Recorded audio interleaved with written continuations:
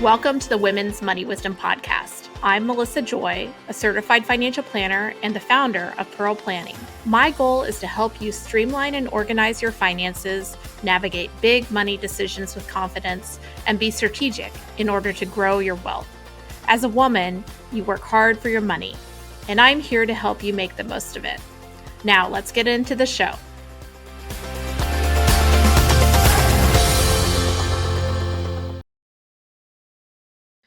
Welcome back to the Women's Money Wisdom Podcast. I am thrilled to have a fun guest today who has a brand new book. Lindsay Goldwert is a sex and money writer whose work has appeared in the New York Times, New York Magazine, Slate, MarketWatch, and many others. She is the author of Bow Down, Lessons from Dominatrixes on How to Be a Boss in Life, Love, and Work, a Glamour Magazine Best Book of 2020. And now she is the co-author of the Midlife Plot Twist, How to Reboot Your Life Without Burning It Down, even if you really, really want to, which is out this September. Lindsay, welcome to the podcast. Oh, I'm so happy and honored to be here. Your audience is the one that I love the most. Well, our audience is Gen X and millennial women. We are serious about money, but also about life and how money can be a resource for your life. And you're talking about all the taboos. You're talking about sex, money, throw death in there, and we've got them all covered. Tell me a little bit about what inspired you to write this book, which I am so excited to read and promote. So, the cliff notes is that I'd always been interested in taboo topics. Always, always, always. I started out in news as a journalist in various newsrooms, and then I sort of toppled very randomly into working for some investment startups. One was called Stash, which is a big one, I did great work for them, and they were wonderful to work for. And another app called Zeta, which I think was acquired by Acorns. And I just found that writing about feelings in finance were really important. I felt that was missing from some of these apps. Was a lot of them were very male focused, and they didn't really understand how the things that motivate our decisions are so much based on emotion. You're And preaching to the choir right there. So you're in the perfect spot. We're always talking about feelings. It's all about this feelings podcast. and finance. And I became friendly with some behavioral economists, and some of that stuff was proven out, some of it hasn't. But I really genuinely, I loved all those conversations. And then I had the opportunity to write a book, but I decided I didn't want to write a money book. At the time, because there were so many beautiful money books being written by women already at that time. Which is fantastic. It's a gift, what was going on around 2018, 19. And I said, I want to do something interesting. I want to write a book about how to ask for what you want. And I had this idea that I would follow around a bunch of dominatrixes, and it ended up being the best year of my life. And I learned a lot about myself in and out of the bedroom, and a lot about why it's so frightening to say I want something, whether it's I want to raise, whether it's I want to have a more equitable relationship with my husband, whether it's I want to put down boundaries, why all these things are very hard. So the funny Do you story, find if we can pause there, is that a female, like, as you studied this, do you feel like that's a specific to women, that it's difficult to ask for what you want, or is it like kind of across society? I feel like it's hard for everybody, but I feel like for women, I have found that it's especially difficult because a lot of us, even someone like me, who I feel like is a pretty powerful person at this point, I'm still a nice person, and I don't mean to be a pleaser. Like, I hate that word people pleaser, but I like to make people around me feel comfortable. It's not fun it's a lot of labor to It's create true. a conversation that's comfortable for everyone is a lot of labor, Mhm. and sometimes it's worth it. It's almost always worth it, but it's not. I don't know. I think for women, a lot more women I know just be like, fine, like, I'll just do it. Yeah, Or it's yeah. not a big deal. The passive aggressive, The like, passive aggressive. yeah. But just in the end, when you get to be our age, it builds up, and then we start to really freak out, and that's when things start to become very toxic for ourselves. Mhm. So the way that this came into so this I was I was hired by Naomi Watts, the actor, to work for Stripes, which was her menopause skincare and wellness company. Mhm. And she's a very nice person. I don't have any gossip about her. She was very nice to me, and she wanted me to launch an online magazine for Interesting. her brand called Adulted, which doesn't exactly exist anymore. But I ended up hiring another woman who is now my co-writer, and we wanted to do an online magazine about everything that wasn't perimenopause. Like, yes, that's a whole section. That's your health. Lots of health can go kind of haywire, Yes. reproductive wise, everything wise in midlife. But there's 90% of everything else that happens with your family, with your money, with your friendships, with your partners, with dating. And we just, With your I relationship with yourself too. Oh, that's it. Your relationship with yourself, with the self-discovery and how Mhm. you have changed. You as a you. You're not the same person you were at 20 when you are 45 or 50. And luckily Naomi was like she got it right away and that's what she wanted. So it didn't work out. The brand ended up getting she ended up buying the brand back and now it's in a different is still around, and, I'm very grateful to Naomi and the team. It was a great group of women, but my co-writer and I were so mad that we didn't get to really do what we wanted to do. You had We this didn't project that needed to be birthed, huh? it needed to be birthed and needed to be realized, and we, pitched it as a book, and we just that was like our we just had to get it out there, just all these things we were so passionate about, because this is a book about my friends. This is a book about Mm, your friends. Like, it's not even about an audience. It's about us. Like, who love is this that. audience? It's our friends, man, like, it's the girls I used to party with who are now, now they're going through what I'm going through, like, they're still my sisters, so I When we think get when you together, my friends, we talk about those old times, we still have fun, but also bedtime might be like 9:30 because that's, like, Yeah. the most fun on a Friday night It nowadays. is, and the conversations have evolved, but the feelings Mhm, haven't. We haven't changed as human beings. We are still the same goofballs, but the stuff that we're going through is changing. And I have the real thing about when people say, "Well, who's your audience?" And I guess I'm such a type B kind of creative person. It's like my audience is my friends, and I know my mhm, friends, and I know my friends' friends, and their friends, and they're gonna dig it. So yep. that's where this book came from. Was really wanting to write a book for we want to write a book for our friends about how to feel better about the fact that they have changed. We didn't have a crystal ball when we were in high school and college when we picked our majors. We couldn't have known about certain technology. We could have known that, we talk in the book about how we were young, you printed out your resume on a laser printer and then Yes! you wore your like good express pants to your first interview. We all had this and I got now my first job in financial planning from a want ad in a classified newspaper, which how do I even explain that to my kids?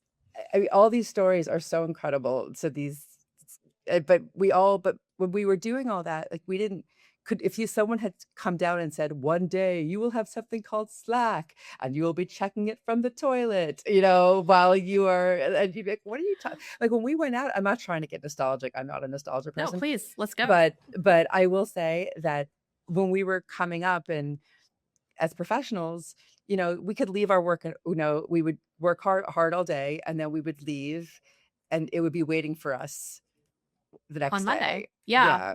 And maybe could have access to email a little bit later on, but you could always pretend that you didn't, for a little while. So I just didn't, we just have to not feel bad about ourselves for not seeing the future because no one told us we were not prepared. Our parents couldn't have been prepared for the future that we were going to face. And we just wanted to write a real like hand holding love letter to like, it's going to be okay. We're going to support each other. We're going to be in this together. And it's not over. It's I not love the over. ambition of your project because I've interviewed so many experts on portions or areas of a woman's midlife identity. And I feel like what's missing is that interdisciplinary conversation of how to how to go in and maintain control when life is full of change, surprise, uncertainty, and pivots. So I think that we need more of these conversations that are proactive, that are anticipatory, Yes. and And and so and yeah, I love that. anticipatory, but you said the right thing. You said control and anticipatory as opposed to dread. And, like, of course, there's gonna be a little dread. Your parents are gonna get older. Like, let's not I'm not gonna it's all gonna be amazing. It's gonna be hard if you have aging parents and your kids are going to college, like, things Yeah, are gonna kids have bigger adult problems as Yes. emerging adults and Yes, yeah, all those things. things are going to get gnarly. That is, life has always been gnarly in different ways, but Mhm. things are gonna get a little gnarlier as we get older, but at the same time, I think that we're teaching people to dread some of the wrong things, like, or to, like, it's like, we don't have to get into skincare and face stuff, I but mean, we can. Let's or we go. can, but I'm saying, like, the dread of aging and the dread of, like, perimenopause Mhm. symptoms, this, like, they the Instagram ads that we're seeing for perimenopause products, I know for a fact that they're aiming them at women in their late 30s now. So Oh, now yeah. there's a whole generation of women who really aren't there yet, who are really should be focusing on obviously on their health, but also on their prime, like Embracing their youth. their their youth, their prime. Like, you are every year you get smarter. Every year you learn something you don't like. Every year, you process something new. And Mhm. I think that the things that people really need to think about, also knowing that no one's doing it right necessarily, but For that sure. a little And bit it's of an planning. experiment because nobody's an expert on this area No one's an either. expert, but I think that there's this difference between anticipating and dreading. And there's a difference between fear, like, "Oh, I'm gonna get old, I'm gonna we always joke, from Saturday Night Live, "I'm gonna end up living in a van down by the river," like, we joke Yes. about these things because you have to joke, you have to laugh, otherwise forget it. But there's also, like, well, what are we gonna do about these things? How can we do some sort of thinking and planning while laughing and maybe crying a little bit, and just and also, making peace with the fact that we really weren't told what to do, and we have to do it right now, and everyone is stumbling through it together. I think there's a lot of moments that are quite joyful and difficult to easy to miss. In middle age, I started a business at 43, kind of started over my career, in on my own terms.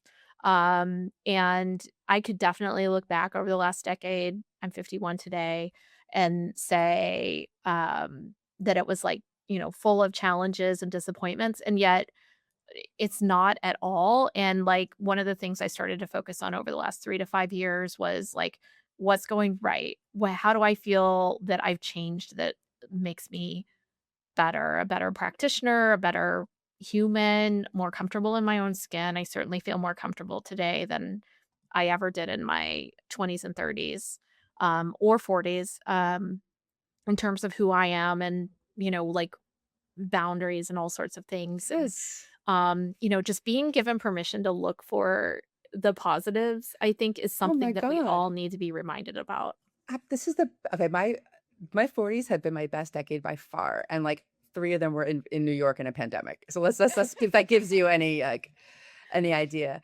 There is so I am living for my 40s, and I'm gonna be 48 soon, Mhm. so or 49.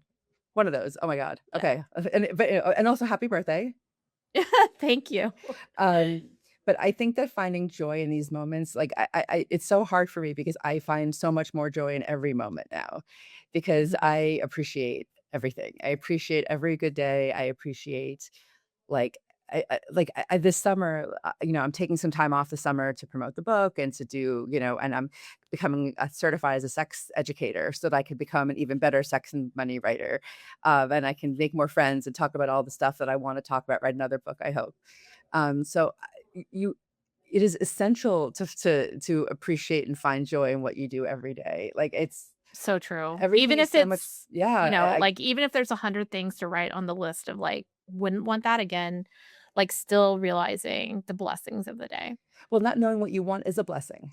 Mhm. Never having like, we have a whole section of the book that's like, "I'm never doing that again." It's like, what an amazing thing to know what you don't wanna do anymore. Like, what a gift. Like, we don't always know what we want, but to know what you don't want, that's like you're 80% there. you Yeah, so know? true. And that's true for if you just are dating again. That's true if you're, taking a new job or if you are moving to a new home, it's like, I'm never going to live in a house again. I cannot deal with the upkeep. I've done that. It's like, that's right, girl. You did that and it stunk. And now you don't have to do that again. It's like, I'm never going to work totally remotely. Like I need to be in a hybrid office. Like, yeah, you know that because you did it. Like own that experience. Like you're a genius for yourself now, or like more than you were when you were younger.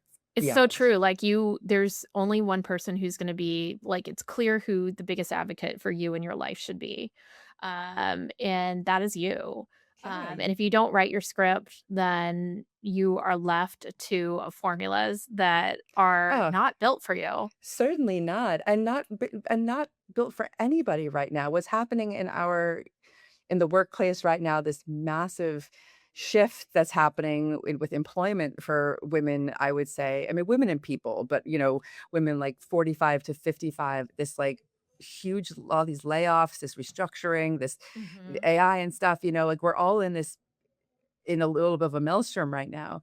And one thing I do want to say is one of the big things that gets me very upset about the perimenopause conversation, because it's saying that perimenopause is the most important thing that happens to you in midlife.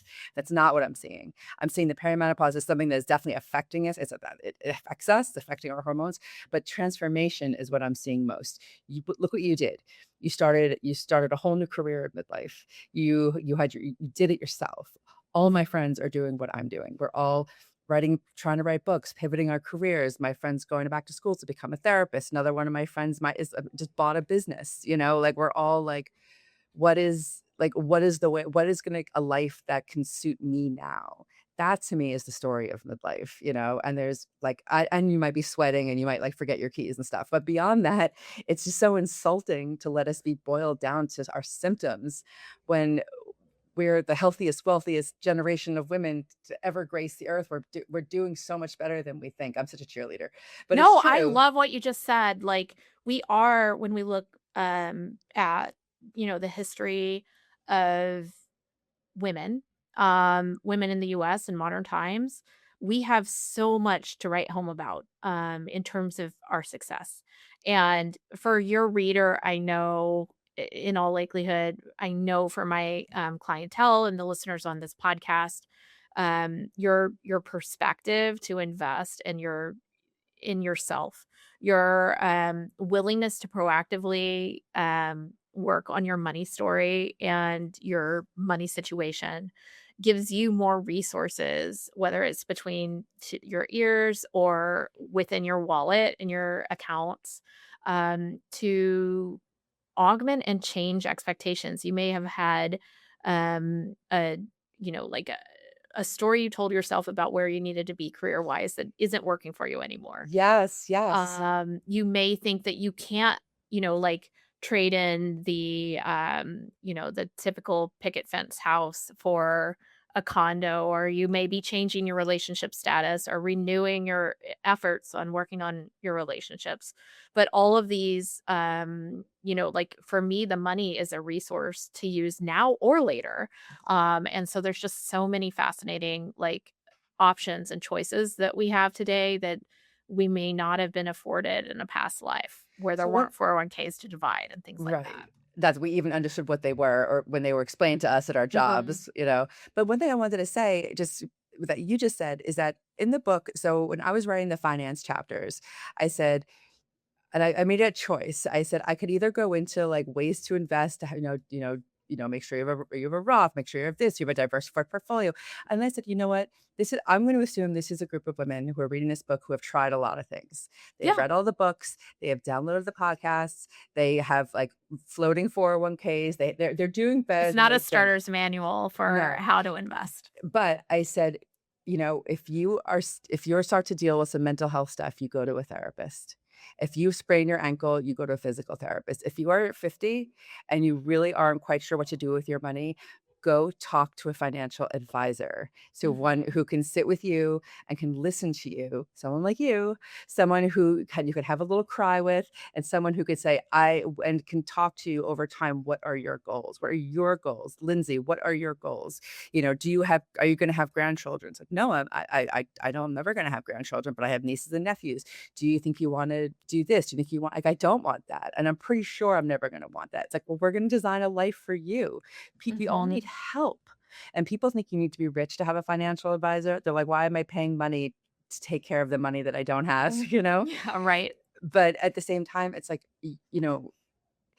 you are making an investment in yourself because you could be because especially if you're paying down your debt and you can't, your school debt. It's like someone can help you pay down your school debt while still saving for the future. We all need help. It's, we're such Mhm. Gen Xers, and we're such DIYers in our own way, because we're used to, like, I could just do it myself. I'll just do it myself, We're also like, told that we're behind. We're told that we're, like, the generation that is the most messed up. We're smaller, so we just don't get as much attention, but it's I find Gen X clients to be so fun to work with. oh, Obviously, they're my peers. yes, there are peers, but we all feel like because we're smart and we did read, we could still read books. Now, I hate to talk about younger people because my nieces do read. They're young and they do read, but we still read. We really tried our best, and everyone, a lot of my friends are doing much better than they think. Oh, But yeah. I all the time, I people come in and they're like, "Ugh," like, I'm such a "I don't know how loser. I'm doing," or, "Not great," and it's like, "Okay, here's, like, 5 things you're doing fantastic, and here's 3 opportunities that can make it even Exactly. better. My cost is finite." I'm always comfortable talking about it, transparent about costs, but, like, your assessment of the relationship with a good financial planner is about the compounding returns of making informed decisions that are Yes. personal to you. That's more difficult to quantify, but it is easier to feel. Well, the feelings are everything. This feeling of that you're in control. It's like I'm working with a Mhm. person who I understand their fee structure. I understand what I'm paying for. I know that they're not going to be making decisions that just to benefit them. They're fiduciary. They're going to hold my hand through this in a way that a Mhm. therapist can hold your hand through processing a divorce, Which a I also separation. advocate for, is You know, therapy is wonderful in midlife.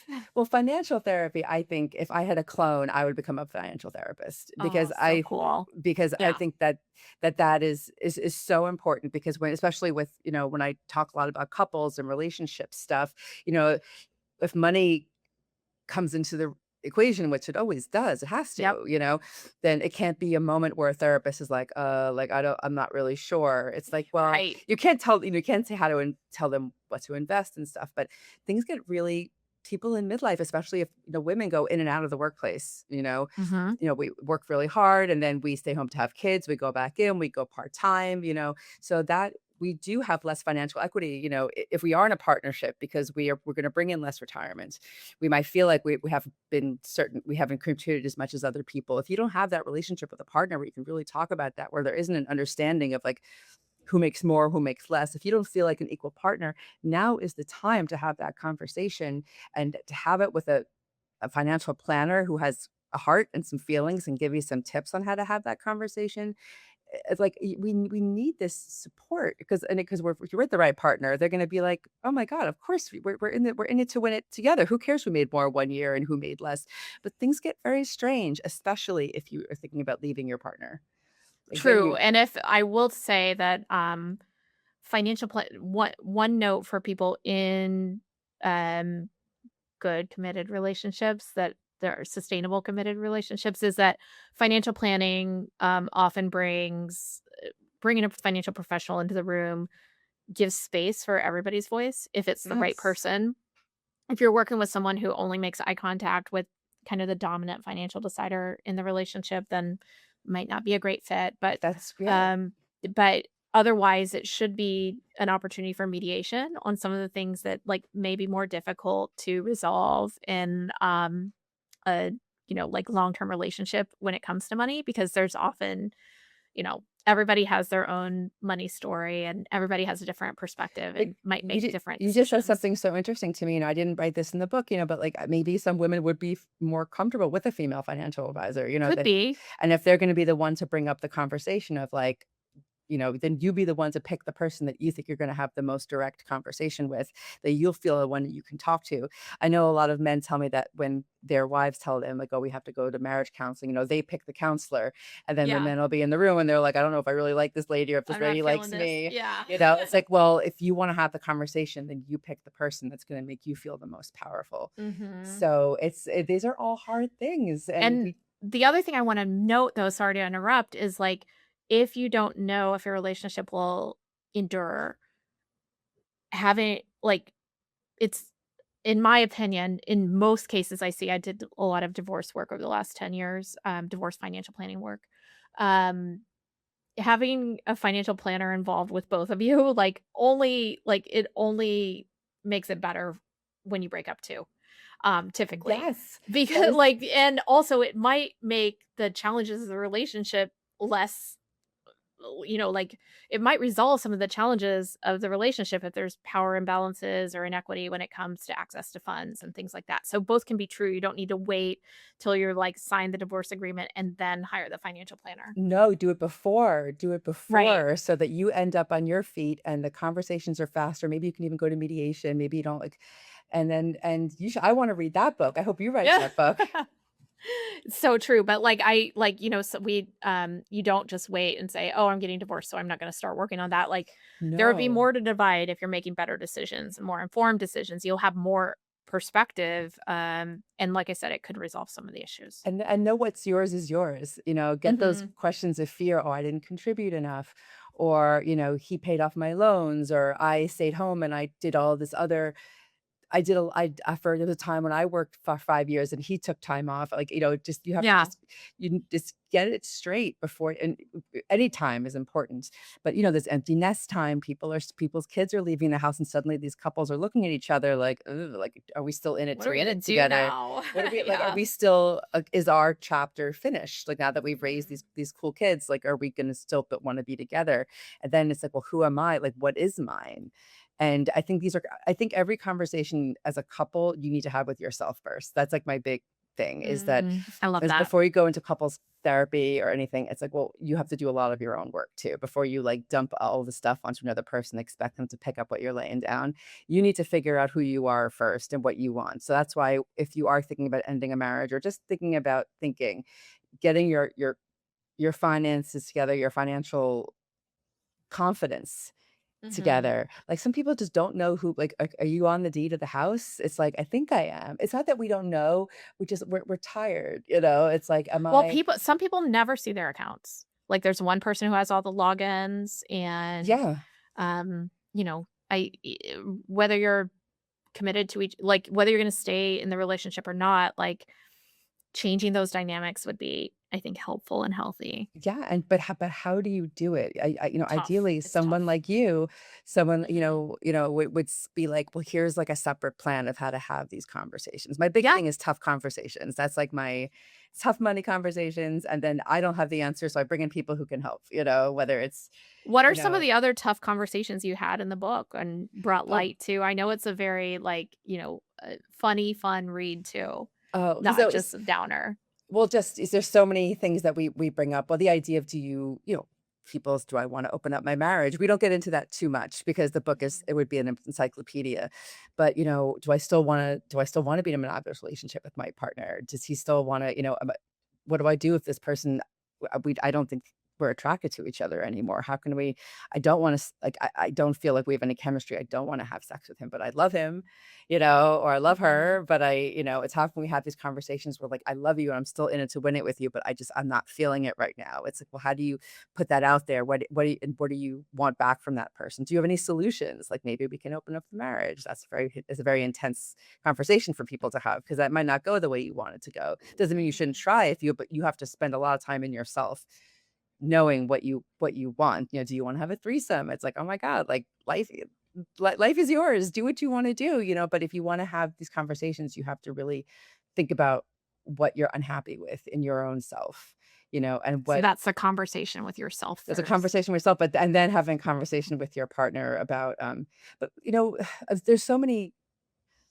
conversations. Talking to there's this great woman. I don't know if you ever had her on your pod. Her name is Cameron Huddleston.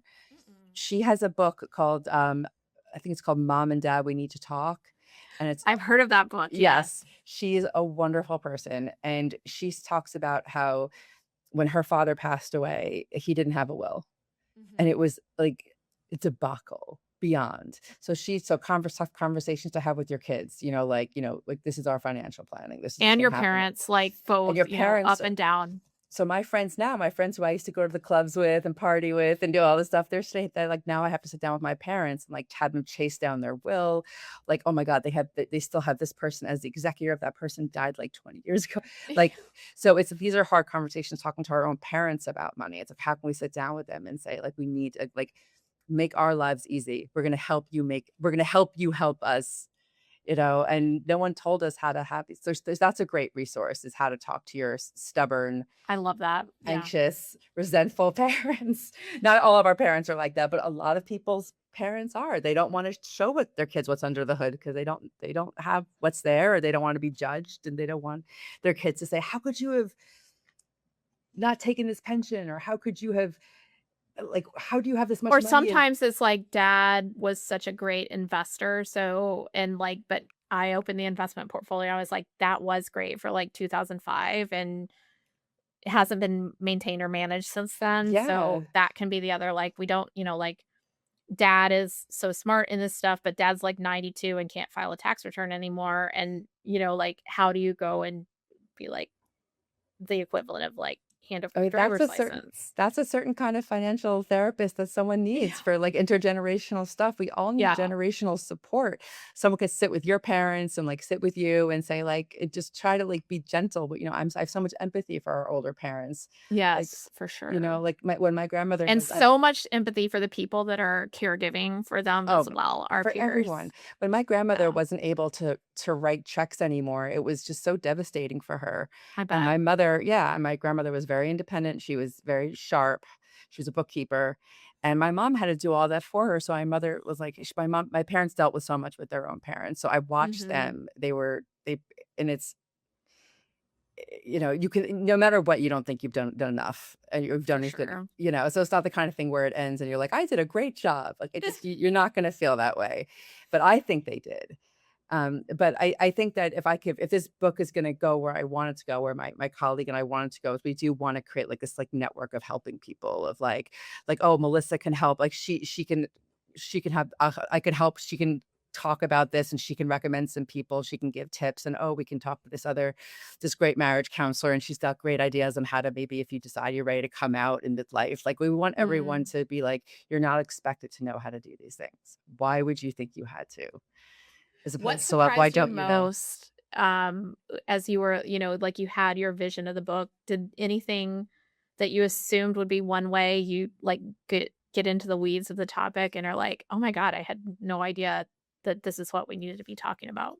Well, it's really funny, just talk about, like, knowing your audience, like, so we put out a poll on LinkedIn, and it got shared pretty widely, which was really wonderful. So it wasn't just, like, our friends or anything, and we said, "How have you ever considered did you ever fantasize about burning it down?" Ah! And 80% said yes.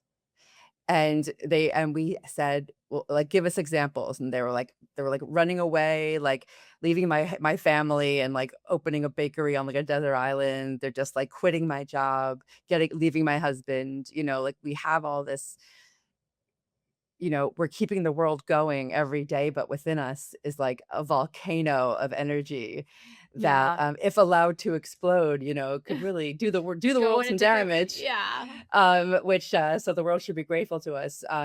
But I think that was the why it kind of showed us that our idea that how to reboot your life without blowing it up, unless you really, really want burning it up, unless you really, really want to. So we're saying don't burn it down, like singe it, light it on fire a little bit, but you don't have to change your name and fake your death. Like you don't have to do that, like, but if you Well, do if it, we're for our listeners who are sitting in their car, like, "I wanted to burn it down this morning."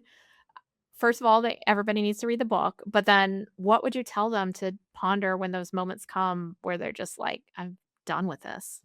I think you can make 2 lists in your head. You can make it the list of the things that you actually would miss about your life if you, faked your death and moved to moved to Guam and opened up, a juice shop, like, well, what would I miss? And then again, Yeah. these conversations are very fantasy, like, but they're fun because in fantasy you can really like you don't have to have guilt. You can have real like I'm a very big believer in the cinema of the imagination. So you can Mhm. say, well, say I did this, like, who would I miss? Like, well, I guess like I miss my kids, after a day or two, I guess I'd miss my friends and I guess I'd miss her. It's like, okay, so there's still some things to live for in this realm. Yeah, It's like, for okay, sure. maybe it's not all bad. And, but then you have to think, but this is why I really, really do want to burn it all down because I'm tired of XYZ. And think Yeah, of what this is, like, in the way of your contentment yeah, and but and your just take comfort? and take out the because when you live in a world of this fantasy world, it gives you a freedom from shame and guilt. It's like, "Oh, I Mm, know I should feel grateful." It's like, "Yeah, yeah, yeah, yeah, yeah, yeah, you are grateful." It's like, stop saying I should.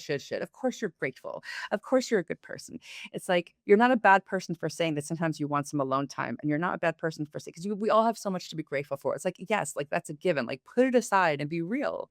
And say, mhm. "What are 3 things that are probably a good reason to not burn it all down. Like, you kind of do like your family. You don't mind your friend. Yeah, yeah. There's some things that are Yeah, still, that you might miss if you go into a witness protection.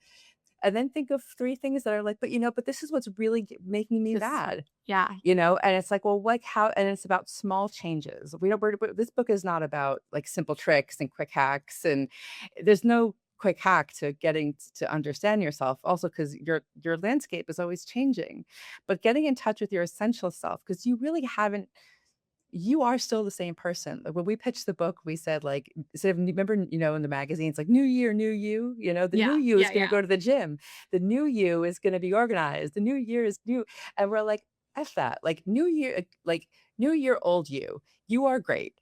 You're great as you are. Like, Mhm. do you wanna improve some habits? Great, great, great. That's not what we're talking about. You do know yourself, and you know at this point in your life what you don't like and what you're Yes. over. So instead of just trying to change who you are, figure out how you can change this thing, whether it's maybe taking on a different role at work, or maybe it's figuring out how you can just like put some money aside to get someone to help you like clean the house like once a month. Just like, how can you just offload, use your money to like, it's just not that much money when you're in the old folks home, like it just, how you can like, I cannot handle just having to clean the whole house, blah, blah, blah. It's like, well, okay, well, don't pretend to be a clean person tomorrow. That's not gonna happen. Be like, what can I do? How can I reallocate my resources so that I don't have to think about this so much? And now I have more time. It's like that's what we want people to think And about so is many just of our Gen X peers have nailed retirement already, and they need more resources for this stage of life, which involves more people's needs, less time, yes. uh, um, peak earning years where why not have permission to enjoy a little bit of it? So Yes. I love the idea of incrementalism and also like make lists that are add edits and delete. Like what do you want to keep but change? What do you want to add? But also like that to don't list of like, whether it's like people in your life or things that you're doing that just do not serve you anymore. Like feel free to cross them off the list. The other thing about longevity, everyone's obsessed with longevity now. We all want to live longer, healthier lives. Yeah. Absolutely. So the way to do that and how to start and to use your money now is to invest in like in things that grow your friendships, things that grow your hobbies, things that grow your exploration of all these things will Your extend your purpose life. outside of work. It'll Yes. extend your life. New friendships will extend your life. The more friends you have, the longer you're likely to live, is to have you have a Mm. more vibrant social life. That is 100% true. Making friends is hard for a lot of people. Making some time to invest in meeting new people is that is a very that's a healthcare spend, it's a social spend, it's an everything spend. I love that. Like, I would like to learn how to play the drums next year. Okay. Because like, why is it because I have a vision of me when I'm like 75 being in like, my senior group. I want to be in the battle of the bands. I want to be in a band at my old folks home. Like, that is a vision I What a have. great goal. It's a I great goal love it. and I can do that. And so if I spend $500 next summer learning to play the drums, like, is that an investment in the happiness of my older years? Yes. Beyond. How happy will I be when everyone's like, when I'm playing, I don't know what am I playing? I'm playing Liz Phair or playing something, to my Great soundtrack. That sounds good. yes, my Lilith Fair soundtrack to everyone in the old folks home. That $500 I spent a little bit paid off in a because so that is what you need to do with your money is invest in the kind of life you want, how rad you are. What would your 17-year-old self say? Yeah, she would be happy that I was a lot more comfortable in my own skin, doing things like that, or, Yes. like I took a jump off of a high dive, which I never would have done as a child when I was visiting Europe in my late 40s. So these types of things Congratulations. are I'm fun and worth learning how it. to ride a bike for the first time. Yay! I love that. It's never just all these little things are gonna make you they do pay off in dividends. Now you could take a million high dives. Like, I'm gonna be able to ride a bike. Like, I'm gonna be able to, like these are these little things. All the things that I did, the weird things are the things that paid off the most emotionally for me. So just have faith in your goofiness. Yes, and try new things, and it's okay to be like, "Well, that was that was a miss, Well, because but at least I tried." when you're young, and I could talk to you forever, but when this I spoke to this great, therapist, and she helps patients who are, her patients are retired, and they're Mhm. trying to kinda navigate their life after retirement, and a lot of them, struggle with purpose and all these things. Um, and she says that the most important thing to do is to keep discovering. She's like, when you're young, it's like you pick up a guitar, you play it for a year, then you put it down. Mhm. You play tennis for a little while, then you switch to softball. And that's part of growing up is you're just picking things up and putting them down. It's like, well, you can still do that as an adult, and you're not a quitter. Like, yeah, I decided I was going to play the drums, and then now I can keep a basic beat, and I'm gonna, maybe like stop doing that for a while, and now I'm gonna do this. Like, I think having that teenage attitude toward except now you don't have to put on your college resume. Now you can just do it for Yeah, you. and you don't So have to ask mom for permission to sign up. no. Oh my God, that's my whole life. It's like, aren't you glad to be an adult? You don't have to like ask for permission to do things. Like, but just treat yourself like a teenager more. Like, just let yourself explore and make time for friends. Like, all that stuff is like, we weren't wrong. The things that are important to us when we were young, we were right. Fun and friendships and Keeps you y- young. yeah, because we were right. Those things were fun, and we still deserve them. Well, where can people find the book and any future projects that you're working on, Lindsay? I'm so excited for it to be out in the world. Oh, thank you so much. We can't wait. You can always find me at lindsaygoldwert.com, just first name, last name. And you can find the book. You can find all my writing. And then I have a new newsletter, which I'm very excited about. It's called Dear Star 69. And it's going to be a sex and relationships advice newsletter with a little bit of other advice and tips and thoughts about how to live a more sensual life in yourself. That And sounds just amazing. yeah, it's very it's very me. I just want everyone to have a good time. Well, congrats on all of your success. And thank you for bringing the messy money middle into the conversation with the new book, The Midlife Plot Twist. Thank you. I know we're going to work together soon. I can't wait. Collaborations onboarding.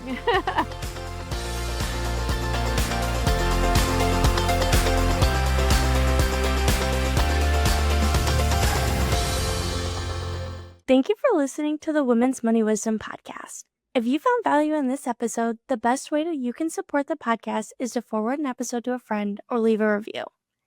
Go to proplan.com and the podcast link to get all the resources and links mentioned. This presentation by Pearl Planning is intended for general information purposes only. No portion of this presentation serves as the receipt of or a substitute for personal investment advice from Pearl Planning or any other investment professional of your choosing. Copies of Pearl Planning's current written disclosure brochure and Form CRS discussing our advisory services and fees are available upon request or on our website platform at pearlplan.com. The information that we share is meant to educate and inspire, not serve as personalized financial advice. Everyone's situation is unique, so be sure to consult with your own financial professional for guidance that fits your life. And just so you know, the opinions shared in this podcast are Melissa's own and those of her guests. They don't necessarily represent any organizations with which Melissa is affiliated. For more important disclosures, please go to our webpage at pearlplan.com.